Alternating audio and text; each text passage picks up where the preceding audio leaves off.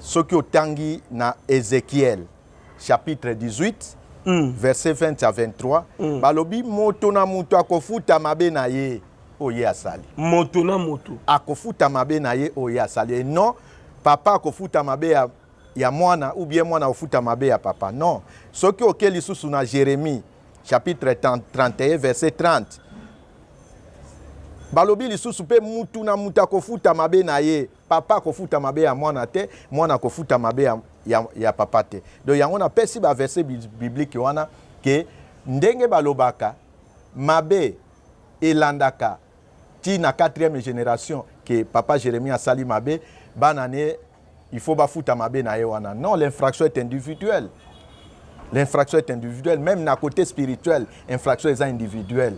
Donc soki batu batie tembe batanga na Ézéchiel chapitre 18 verset 20 à 23 bakokuta ke mutu na mutu sengeli afuta mabe na ye.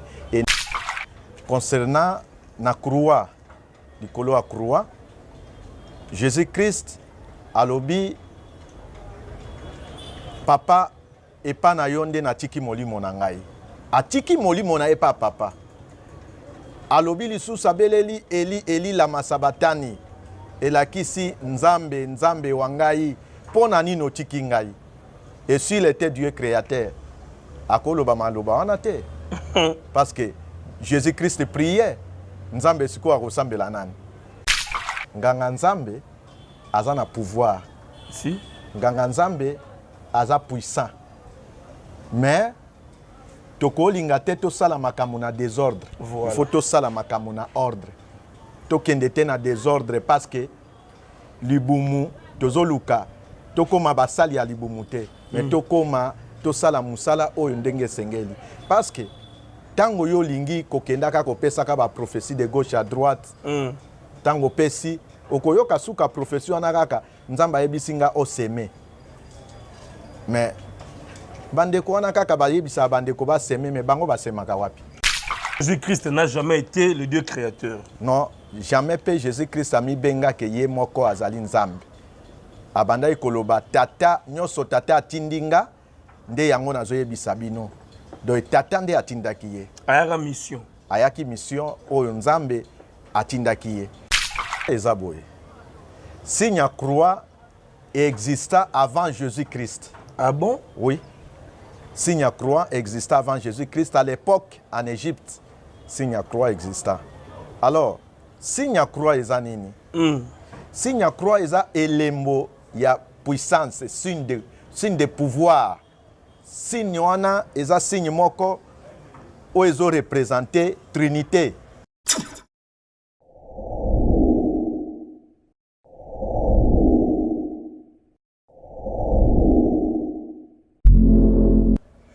Merci de choisir Équilibre Télévision, mesdames et messieurs, très chers amis, téléspectateurs, bonjour et bonsoir, ça dépend de l'heure à laquelle vous nous regardez. Un clin d'œil spécial à tous nos abonnés ainsi qu'à tous nos partenaires. Mike Moulongo, l'homme de Schengen depuis Mons, en Belgique, nous vous saluons très respectueusement. Mike Moulongo, l'homme de Schengen. Merci à Luzombala de Madrid. Keke Monama de Paris, les célèbres Dienzundu na Washington, le vieux Justin Panzou, le grand Mouyombe depuis Londres. Je n'oublierai jamais Maman Lisa Loboko, restaurant Best of Africa, na États-Unis d'Amérique. Pourquoi pas dire merci à Jérémy Yoka, le potier, na Chicago. Merci, nous sommes là avec Père Félix Bokako. C'est vrai, vous le connaissez très bien, Monsieur l'abbé, le prêtre catholique de l'Église libérale d'Afrique. Tu remets un peu qu'on décortiquer beaucoup de matières concernant la spiritualité et pourquoi pas l'actualité. Père Félix, bonjour. Bonjour, Monsieur Jérémy. Voilà, l'honneur est partagé, ça fait longtemps. On a joué le chouchou, bonne santé, puis bonne moussala nzambo zali kosala. Oui, santé zali malamu, moussala pezo le kamalamu. Alors, bandeko bakome linga balobi baïba quand même aux alliés prêtres na paroisse nini. C'est d'abord la première question. OK. Merci beaucoup. Na pesa ki bandeko adresse na émission à Liboso. Paroisse na biso eza Saint-Michel. Saint-Michel, toza na arrêt Bankou, pardon, avenue Bankou, arrêt Babenga Kango, Kumukanga, si Kianza. Prince Kianza, arrêt Kumukanga, avenue Bankou. Na commune? Na commune Angaba. Donc, vous en Angaba. So kitika na arrêt Otuni, paroisse mo basango basambelaka awa bakolaki so direct avenue Bankou. Comment on Saint-Michel? Saint-Michel, paroisse Saint-Michel.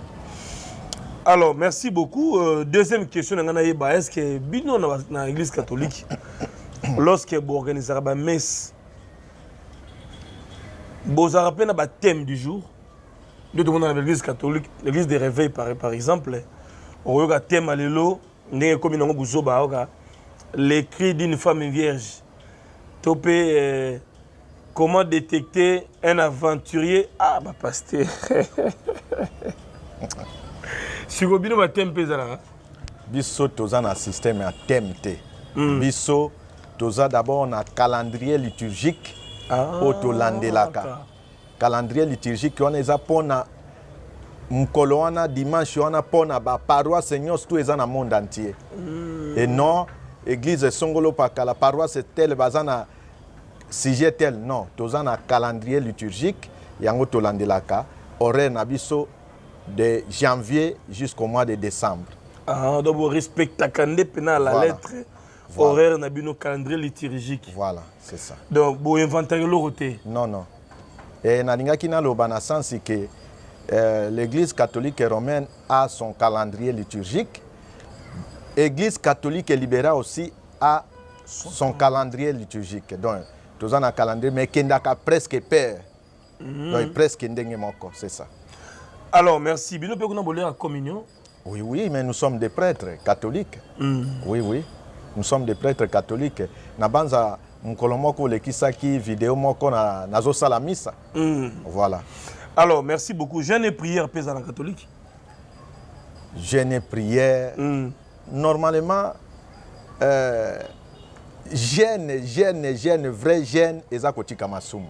Ndeko Jérémie. Vrai jeûne, eza nde kotika mabe.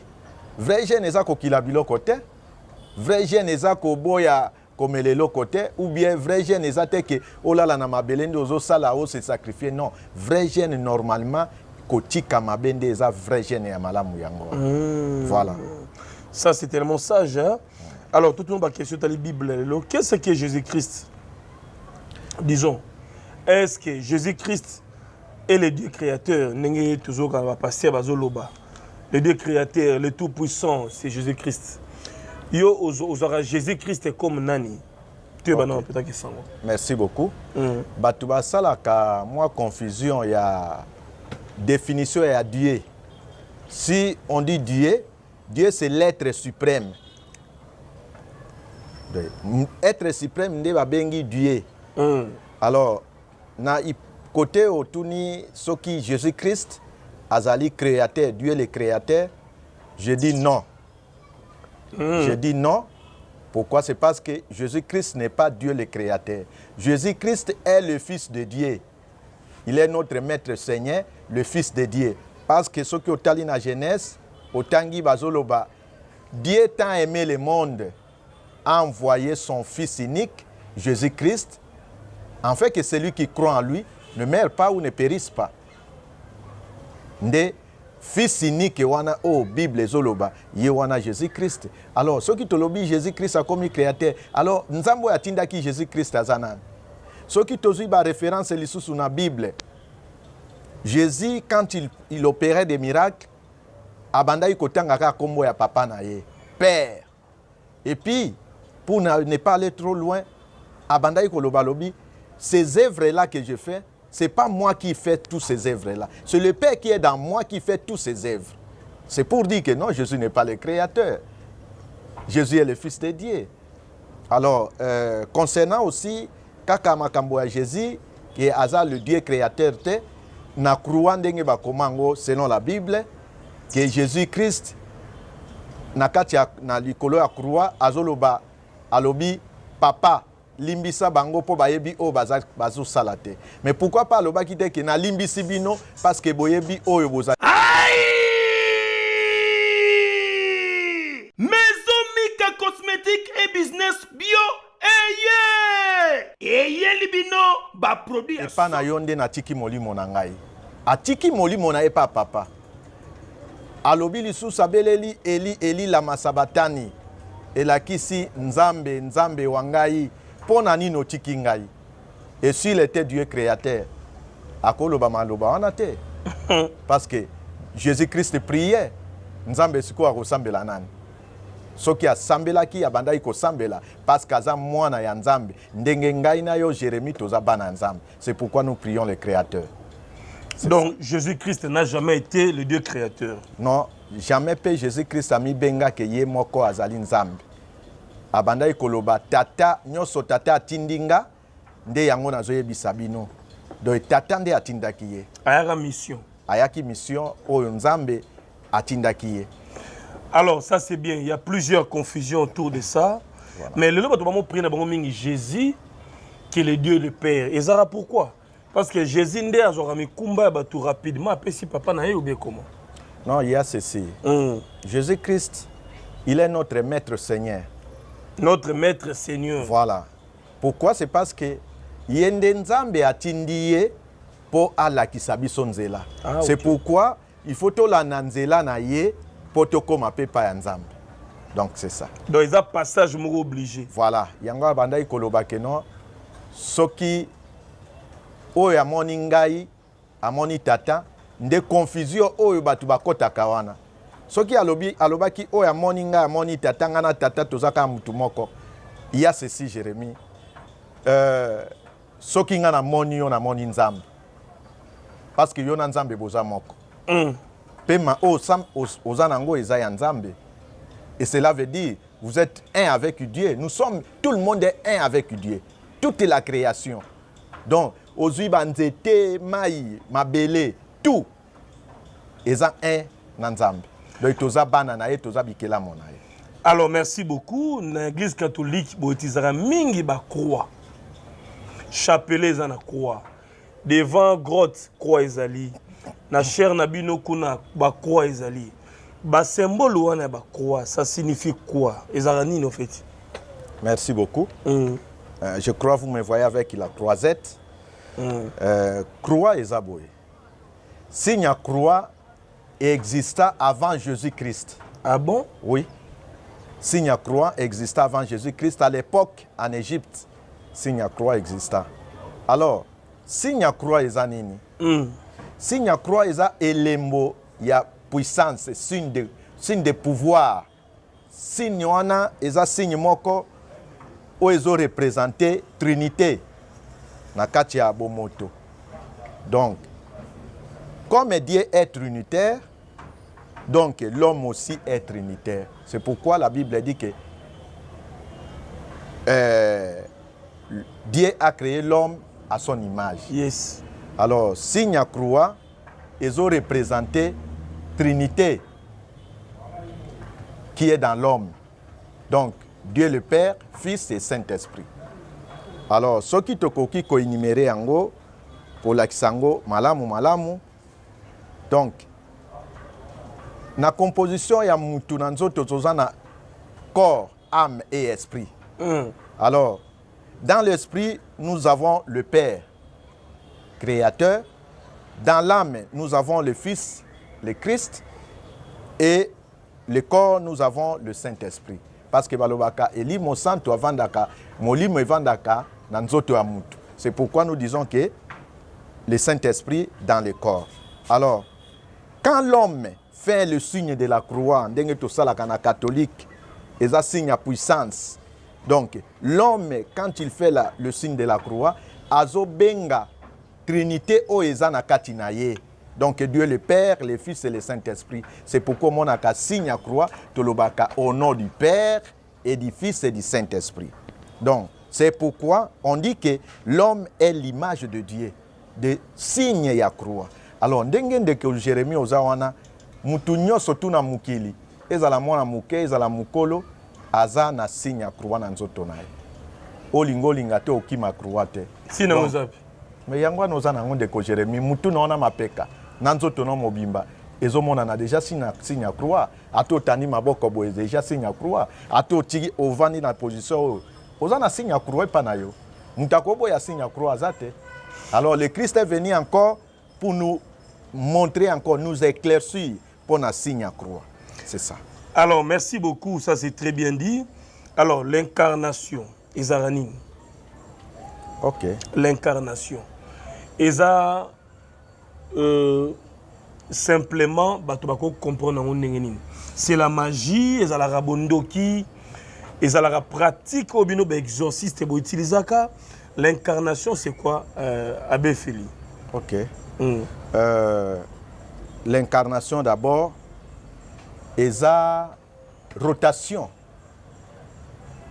Tozobe ngango rotation. Rotation oyo biso batu toyaka nango na mukili. Po to évoluer to kola po mukolo mususu to koma pe ba santu. Lokola tata na biso azali mon santu. C'est pourquoi le Christ a dit devenez saint comme votre Père est saint. Pourquoi? Tozo le bapon incarnation. Incarnation est mentionné dans la Bible. Il y a des versets bibliques où ils sont incarnation. D'abord, le maître lui-même avait dit ce qui totangi yango na Matthieu chapitre 17, versets 10 à 13. Eza azolo belabiso incarnation à Élie. Élie a s'incarné na Jean-Baptiste. Na ebite son de ko Jérémie oyeba kango. Allez-y, papa. Jésus-Christ a zoyebisa apôtre na ye alobi Jean-Baptiste wana na yebisi bino ye wana nde Élie. Botanga Matthieu chapitre 17 verset 10 à 13. Ezola ki l'incarnation. Alors, ezana ba verset biblique belé o ezola ki mutu abotamaka akufaka pe azongaka lisuko ya kobotama. Donc c'est pourquoi nous parlons de l'incarnation. Pourquoi pe tozongaka koya kobotama? C'est juste parce que tozo échoué na ba masumo tozanango nous échouons pardon. C'est pourquoi il faut tozonga po to sikolama to longwana masumu un jour tokoma basantu. C'est pourquoi nous nous incarnons. Alors merci beaucoup Père Feli. Mais biloko toujours ba on l'église des réveils. On ne peut jamais l'accepter. Hein? Mais n'a pas si verset biblique dans Matthieu chapitre 17, verset 10 à 13. Batanga. Bakomona ngo Jésus-Christ ye mokonde azoloba. Esprit yo ezalaki na Jean-Baptiste, yango wana ndi esprit ya Élie. Donc Élie s'est incarné à Jean-Baptiste. Mais est-ce que ti le loto bota beba na obaza incarné? Oui, c'est ça. Est-ce mon a kate exemple était oboti mwana. Mais mwana on azo sala makambo lokola mukolo. Ba comme belé na ba TikTok. Oui, c'est ce que nous voyons. Soko kena mangoba musu bazoloba mwana ona zandoki. Non, il n'est pas sorcier. Il est envoûté. Azana évolution, azana expérience dans le monde physique et kolekayo. Donc abota mimbala nambala, azongi mbala nambala. C'est pourquoi il a l'expérience. C'est pourquoi ozomona que non, même ata na l'école. Ozomona ndeko moko bozana ye collègue nao, mais azo briller pardon na mathématiques impossible. Mais ozomi tout na mais tipo yo ezanini. Moi, ce qui va pesika exercice moko boy. Donc il faut ça lango du début à la fin sans faute. Donc peut-être ce qui botali bien ba o bazana miso ya komona ya molimo, peut-être quelque part il fit un professeur ya mathématiques na incarnation passée. Maintenant sikoyo Matthieu on est vanda na mutuna. C'est ça. Oh, zo ba illusion, c'est pas l'illusion, l'homme c'est l'esprit. Mutu azanzoto tenzoto ekufi mais molimo ne on ezo vivre o ya salaki na mukili azanango azo continuer nango. Donc il y a beaucoup de personnes ici batambola na mukili bazaba incarné. Oui, toye banakate. Voilà. Mais je pense que ezaba ba pratique l'église catholique ndimelaka na ba église des noirs même ba ne ko réveil balobaka on est vu qu'une seule fois c'est fini. Soro kufi au pemi. Si on ne vit qu'une seule fois au Koufi au Pémi, alors tu crois à peine à la résurrection des morts. Est-ce qu'ils allaient raconter le Congo? Mais le Christ a dit, résurrection des morts, ils allaient. D'abord, tant que Jésus-Christ, selon la Bible, que à Koufi, le même jour akufa batu babimi na batombo ba o bakufa ki na mabe ba sekui na bolamu pardon ba sekwa ki. Donc cela veut dire il y a la vie, après la mort il y a encore une vie. Après la mort il y a encore une vie. Oui. Oui oui, après cette vie ce que okufi il y a encore une vie. Ah, oui. Mais tu il faut une vision, une révélation. Au fur et à mesure, tango molimo na yo ezokola, ameno ezokola. Nde soki okomi na niveau, un certain niveau, nde okoyeba ke note ke nazongaki, nazalaki na monde physique, nazalaka, nazongi lisusu. So komi na niveau ya suka po okoma na niveau ya ko ascensionner. C'est ça. Alors, tu mingi na cité les karma. Les karma existent. Oh, merci beaucoup. Le karma existe. Karmango, monsieur l'abbé, ils ont la loi, ils ont la pratique, tout ils ont le karma. Je voulais un peu expliquer ici. Karma est zanini. Tokenina on a lingala pour bandeko ba comprendre. Karma est aboye. Karma est ba acte. Makambo biso to salaka ya mabe na malamu. Il y a des eza na ba karma o eza ya bien na ba karma ya mabe. Ah, donc c'est négatif et positif. Voilà.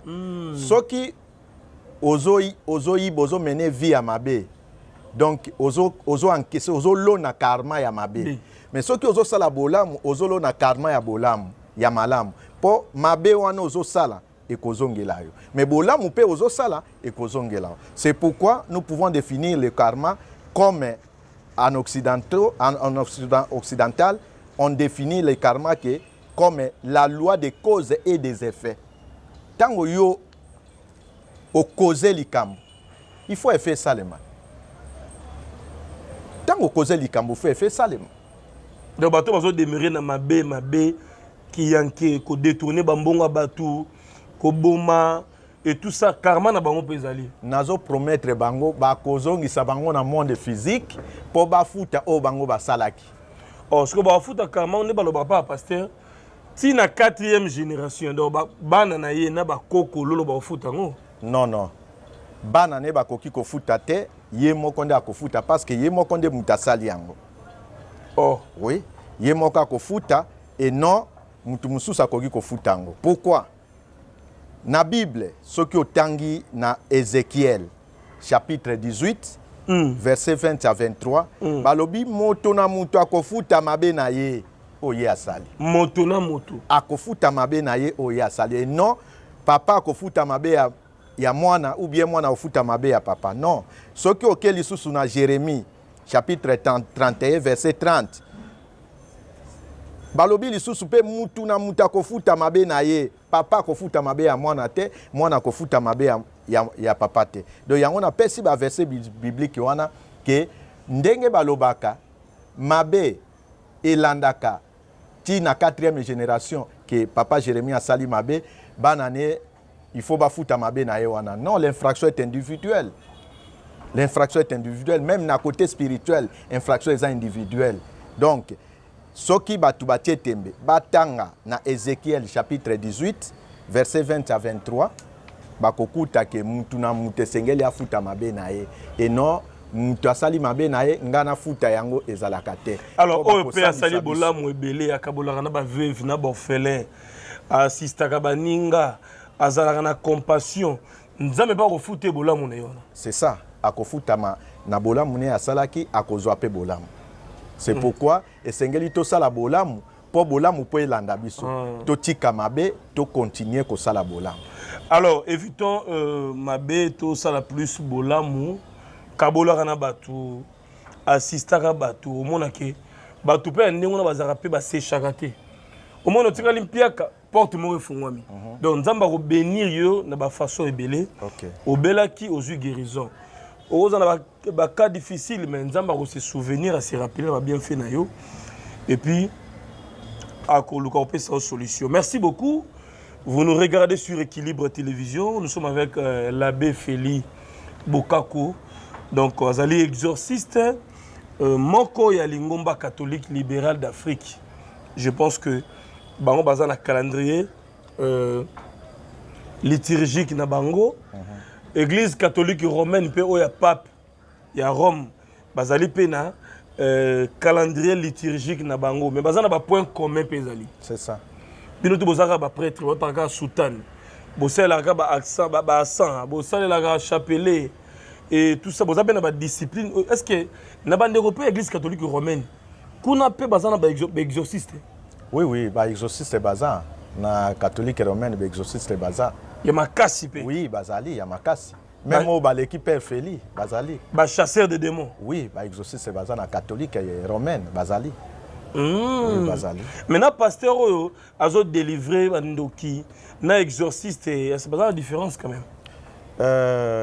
Pour un moko comme prophète, comme on est chasseur de démons. Problème exact. Au moni tolobelaka mingi batu bako comprendre après. Makamusu nazoloba c'est pas physique, c'est trop spirituel. Très bien. Ce qui tozoloba ngo bongo na musala oyo nganga nzamba koki kosala na musala oyo bandeko o bazana ba église mususu de réveil bakoki kosala eza na différence. Pourquoi? C'est parce que nous les prêtres nous sommes dans la succession apostolique. Na banza na lakisaka mukolo wana na expliquaka yo église de réveil nyo surtout euti na kati église catholique mais mutabandi ko former ko créer église de réveil eza Père Martin Luther. Père Martin Luther alongwe na catholique ake asali protestant. Alors tant asali protestant na côté invisible na clairvoyance ba moni que non, c'est lui qui détenait le pouvoir de la succession apostolique. Et puis tant que prêtre nganga nzamba koki ko kulisa ndeko mususu akoma nganga nzambe lokola yete. C'est pourquoi au monaki que non ba moni moyen basala autre mais zate ils les ont fait comme des pasteurs. Mais qu'on conférer pouvoir il y a succession apostolique et zala qui les soutient. Donc pouvoir il y a succession apostolique et soukaki na Martin Luther. Donc après Martin Luther, tous ceux qui viennent derrière Martin Luther n'ont pas dans la succession apostolique. Donc dans l'église catholique, moi interdiction c'est moi mine qui est l'église de réveil hein. Vous avez un principe moins belé hein ou vous respectez là. Par exemple, des n'engagez pas tambour la cara. Moi on dirait qu'on est ça on ne touche pas. C'est si on ne fait pas. Vous avez une interdiction belé. Bon, biloko oeza ya bosantu, les choses sacrées. On ne peut pas laisser ça à la portée de tout le monde. Ah OK. Comme les hosties sacrées, on ne peut pas laisser ça à la portée de tout le monde. Comme les habits sacerdotaux, on ne peut pas laisser ça à tout le monde, à la portée de tout le monde. Parce que les habits locaux, ils ont santu et sengeli et ils la respecter. Et sengeli pèse la namibe komoko pour na koto sayango. C'est ça. Alors, rituel préféré nous avons. Rituel préféré nange za messe. Missa. Kona zanga nzambe pona missa. Nazanga nzambe pona exorcisme te, mais nazanga nzambe pona missa. Alors, le sambo nanga préféré ezalaka missa. Exorcisme eza na sima, mais missa nde eza liboso. Exorcisme eza moko ya ba pratique ezo permettre biso pardon to sunga bandeko na ba difficulté spirituelle au bazana yango. Donc c'est plus la base, c'est d'abord la missa. Missa ndeza. Quand on a devant bandeko, on a célébrer messe. Voilà. On a des vocations na yo. Voilà. Parce que naza ordonné nganga nzambe pona missa. Nganga nzambe pona missa. Alors côté exorcisme, est-ce que on a un niveau en fait? Quel est ton niveau? Parce qu'il y a exorciste et exorciste. Niveau, nous avons un niveau, nous avons calculé total. Bon, ndeko Jérémie, ils apprennent à s'inventer. Nous tous, nous prions un seul Dieu. Voilà. Et puis, tu senga kapé nzambe parce que tu as la canelo côté. Si, si. Ce qui tu senga nzambe, tu sambe la parce que biso moko tu as le côté. Moi, je ne peux pas me prétendre devant la télévision pour dire que non, nous avons un niveau moko suprême. Non, nous avons un bateau balekingai tant que ba prêtre exorciste.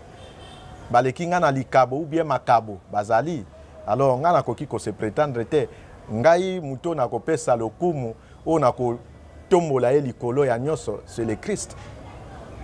Alors Père Feliolo, l'église catholique est mal réputée sur l'église catholique romaine, kunoyoka pédophilie, des fois, pédé, côté.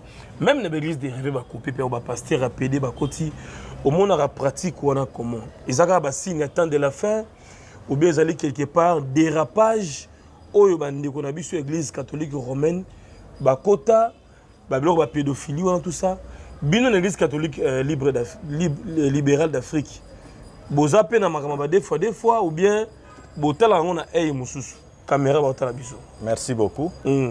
Nabanza ba critique l'église catholique romaine pour na makambo ya pédophilie, makambo belé. Des fois. Oui. Mais ngana mona te ke bakangi prêtre moko yeyo bazotambola na bakangi bakanga bango belé na Argentine, na Cuba, ba payer belé. Mais tout monde a pas dénoncer moko. Non, tout monde a te ke bakangi ye bo mona yeyo bazotambusa ye mutakala. Ah OK. Mais côté mususu bato to mona ba mitakala ya bato. On a ba pasteur, oui. Te to lo ba te. Te bino bozana ba secret ndé. Non, secret. Soki bakangi vous, il y a l'amour. Non, soki bakangi mutu. Azana fautif. Azana faute, pardon. Il est fautif. Alors il faut babi misaye na mabe na ye. Loi ezali. Mais biso to yoka ka bolobaka. Basango bandoki. Basango basalaka pédophilie. Basango bazaboye. Mais tout le monde a te atana Kinshasa. Ata na RDCA. Bino bosi bon mona ba ota musa sango mo boy mutakala bakangi pour na pédophilie. Mais ce sont des racontars. Non, justement, bandingomi balobara ki ba sango bozali ata muninga bina koyi na erreur bogarda secret contrairement na ba pasteur. Non, to garda ka secret. Si un prêtre a commis une erreur, bati akaipene sikanae. C'est pourquoi nous avons caméra. Non, nous avons des vicaires judiciaires. Pourquoi? C'est parce que tango yo buki mobeko vicaire judiciaire ko sambisa. C'est ça. Ma belle basango za na télévision té parce que entre bino discipline et makasi. Non. Mi bazo bimana ba maser, bazo détruire bana bato na pédophilie, bazo betabelo ka des fois mais secret na bino à part ba o ezara dénoncer na ba TV5 monde kuna na ba poto mais en Afrique c'est beaucoup plus un secret. Est-ce que so mona bakangi sango mona maser bango na bakangi bango en flagrant délit. Bato bayebi bakanga sango moko na maser en flagrant délit babimisa vidéo en total. Bata commentaire. Babimisa vidéo total que bakangi sango na maser. Mais je vous dis ce sont les on-dit. Et là comment que za la raté. Relation relation ndeko Jérémie soki babandi komona ngana yo lelo chaque jour chaque époque mikolonya suna poko aka bazomona biso na nini na bon marché kuna oza mwasi bamona bakomo mona biso mikolonya tukuna yeba ke non ekobima sango ke non tokomi mwasi na mobali mais lokola toza biso mibale mibali moyen mutu atakine biso ezate c'est comme ça donc amour cohésion oezalaka entre le sœur et des prêtres les sœurs religieuses et des prêtres, nde loko wanande ekenda sango na ndenga mabe, mais ce n'est pas ça. Les prêtres ont des disciplines. Nous avons des disciplines, nous avons notre déontologie de vivre avec les gens. C'est ça. Alors, tu peux ajouter quoi comme matière, comme sujet na bandeko botalabiso? Ozana ba beaucoup ébélé, ozana ba matière ébélée. Vous avez quelque chose où est matière en esprit au Kabolana bandeko? Merci beaucoup. Bandeko oyo tozana bango ope bazo bengaka ope tobanda misala na bango na sengaka bango toujours na lobaka esengeli ba bengaka kaka esengeli ba rappelaka biso tobandaki musala soki obandaki musala na Père Feli ozomona ezotambola bien te benga Père Feli tunaye pesa doléance nao to accélérer lisusu losambo parce que ezana ebele oyo bazo pesa ba témoignage oyo ti lelo ekomi tokomi loko la famille mais toza libota pe donc père ba témoignage belé père tala awa biso olobaki boye ekokisami osambeli boye ekokisami mais c'est pas Père Feli qui font tous ces œuvres là mais plutôt c'est le Christ qui fait ça. Mais est-ce que un prêtre catholique aussi prophétise? Les prophéties, est-ce que n'engé mota benyo na poto pe bongo Allô maman, bonjour maman Chantal. Vous êtes à Londres, oui Londres. Nous sommes en Afrique, nous sommes à Kenya, nous sommes au Dubaï. Allez, papa, pour la vie, nous avons lobby nini. Vous avez, yo lobby qui bien besoin de succession apostolique. Bien besoin de pouvoir, connaissance. Est-ce que bon monde n'a pas vous avez une voyance bino basango? Il faut tout sur le langue et battre la biso. Merci beaucoup. Ou bien c'est interdit. Merci beaucoup. Au moins une prophétie, avant de sa prophétie, il faut oyer banini yozoloba. Très bien. Parce que ndokipe appelle sa prophétie. Oui, ndokipe appelle sa prophétie à Monaka. Azana clairvoyance n'est négatif. Alors, pour dire que non, l'église catholique d'ensemble, clairvoyant baza, il y a trop et beaucoup de clairvoyants. Basé belé, banganga nzambe. Papa épiscope même n'en parlons pas, mais bakoki ko se prétendre te, bakoki ko mikumisa te. Prophétie ya malamu osungande kona likambo oyo azana yango oyo ezotungisa ye nde prophétie ya malamu yango wana. Nakoki ko pesa ba prophétie par exemple na bandeko ebele bele azana likambo boye na pesa prophétie. Azana likambo boye na pesa prophétie. Mais prophétie yango opeseli ndeko osungie na likambo azana yango te. Kasoko moni après oligo sko o détruire. Mais bongo soki ozaka kanado ya prophétie mais ya kolongole ozana yango te. Opesi prophétie. Net ndeko moko abenga inga ba pesi prophétie que ozokufa dans une semaine. On les a pas traumatisés mon papa pesi. Ah oui. Abengi ngambangu mbangu abina moni oleki na émission yango na bengi yo ba pesa inga prophétie moko pas prophète moko boy. Nazo kufa dans une semaine. Alors, nazo banga, na ibisi papa. Au moins ndengo lobi bongo okokufa te prophétie na on eza ya mabe. Oh, mais papa on a les lots za soki na 5 ou 6 mois aza vivant. Na obi mo bondimi ke ba prophétie msusu wana ba pesa ke zala lokuta. Donc c'est ça. Alors, prophétie, il faut ekende ezala exact. Mais ça on appelle ça prophétie. Akopesa prophétie ndenge nini bolingi topesa ba prophétie ya ndenge nini Dieu exorciste za bakaba ndoki ba sirène maintenant ba benga yo mona relo te vision za raté mais bo so ba révélation pe ou bien bo yokaka bino bo fonctionner ndeni ndeko Jérémie je vous dis que nganga nzambe aza na pouvoir si nganga nzambe aza puissant mais tokolinga te tosala makambo na désordre. Voilà. Il faut tosala makambo na ordre. Tokende te na désordre parce que libumu tozoluka tokoma basali ya libumu te mais tokoma tosala musala oyo ndenge sengeli parce que tango yo lingi kokendaka kopesaka ba prophétie de gauche à droite tango pesi okoyoka suka prophétie wana kaka nzamba yebisinga oseme mais bandeko wana kaka bayebisa bandeko ba seme mais bango ba semaka wapi. Alors merci beaucoup un mot pour l'église de réveil lelo hein ninge ba pasteur ba koti ba rankine Denis Lessi contre Walesa et Lessi l'a dit clairement que Azad d'accord t'es na pasteur Walesa a vraiment ressemble ba prophétie et tout bon yango yo boyino ko prophétiser o linga puis no linga pe ngote. Mais quand tu vois l'église des réveils, ils sont plus basés dans la prophétie. Et puis entre eux, ils vont s'accepter. Conflit dans la télévision. Les chrétiens les disent chaque fois que basango basala kama bena coulisses mais bimara na TVT politique wana bozongo papa pitondeli. Maintenant ne ba passer bazo bomona bango na bango. Ba polémique ba pasteur, tu peux dire quoi par rapport à ça? Ne bandi managate ezanini en fait. Merci beaucoup. Soki bandi managate parce que bazana pouvoir te ya succession apostolique mais biso soki omonaka towela na kate biso na biso basango parce que toyebi toza na lignée moko mais bango bayebi lignée mutu na mutaza na lolenge na ye bakoyeba lignée ndeni. C'est pourquoi moi je peux pas taquiner un autre prêtre parce que nayebi que pouvoir obinganga nzambe wana zanango yango wana nga na zanango je ne peux pas l'envier parce que toza ndenge moko. Alors bandeko wana soki bazo potana na ndenge na bango c'est parce qu'ils sont dans des désordres. Les pasteurs? Oui, lokola baza na désordre na bango, balingi bongo.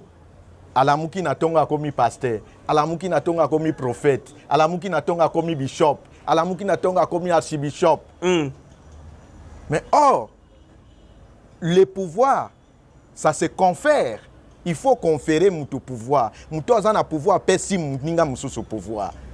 ndakisa omonaki ya président Joseph Kabila na président Félix muto aza na pouvoir a conférer muninga mususu po azala na pouvoir. Remise et reprise. Voilà. Même les Bibles ezobisa biso. Jésus-Christ lui-même ne s'est pas fait prêtre à l'état qui n'a ordre à Melchisedec. C'est pourquoi cela qui peut choix ya ba apôtre a poni bango pe a sacré bango, a ordonné bango a sacré bango. Mais oya ki non, le long na tongo la muki Dieu m'a révélé na komi pasteur. Mais yango so mona bazo potana bango na bango. C'est ça. Alors, merci beaucoup à tous et à toutes. Nous voici arrivés pratiquement vers la fin de cette première émission. On va continuer une seconde émission avec Père Félix Bokoka. Bokako. Ah, le Père Félix est toujours disponible, exorciste. Alors, un message, bateau bazan baka, bateau bazan ba problème. Oh non, ba expérimenter, pouvoir notre web sabangoning. Merci beaucoup. Bandeko o bazana ba problème ba ka ebele na kati ya bomo ina biso batu. Tozala toujours na ba problème. Pourquoi? Parce que toza batama sumu. Esengeli pe tozala na makambo. Oyo a moni biso na bilili to ayoki biso akoki ko contacter biso to sungaye na ba service ya ba prière pourvu que azwa solution nzamba sungaye azwa solution na makambo na ye et surtout les services que nous faisons les services d'exorcisme. Donc spécialité na biso ba prêtre exorciste c'est l'exorcisme. C'est ça oyo azana ba problème akoki ko contacter biso et nous allons l'aider sans problème. Ba problème ko niti ba kindoki bani. Ba problème nyonso kindoki kutu Jérémie na linga ko lobela ngote. Sorcellerie eza biso to benga ngo lianzi. Oui. Il y a un niveau zéro. Mais Luka eloko moko, Luka ndeko moko ou bien moi na moko yebi ke moi na ona balesa kindoki. Na kolongola ngo na misu na yo. Sur place. To ça la veillete, to matango ma mangengengete. Ni adoration, ni louange, na kolongolango sur place. Et l'enfant va se retrouver sans problème. Alors, le message est bien capté. Merci à Mike Moulongo, l'homme de Schengen, depuis Mons, na Belgique, na PC également Mbote, na Serge Loco, qui est mannequin à Paris. Le conseiller Papa Philippe Kabouikou, na Fribourg, depuis Suisse-Irlande. De partout vous nous suivez, nous sommes à Kinshasa, la capitale de la RDC, Équilibre Télévision, votre chaîne. Jérémy Lemba, les renards du désert, votre préféré. Mimi Ndoumé, femme de luxe na Moshinglaba, depuis l'Allemagne. Sema Mayasi, femme légitime, agence Mayasi, Forza Italia. Vous avez belé de partout. Botal Bissoya, Rodrigue Malong aux États-Unis. Bana Canada, Australie, Chine, Dubaï, Grèce et Turquie, Japon, Italie, Espagne. Partout, Botal Bisso, que Dieu vous bénisse. Merci, merci Père. Merci beaucoup, Ndeko. Numéro à contact au président. Hein? Mais numéro nanga ils ont déjà affiché. Ils ont affiché. Alors, on est arrivé à la fin. Bye et merci. Merci.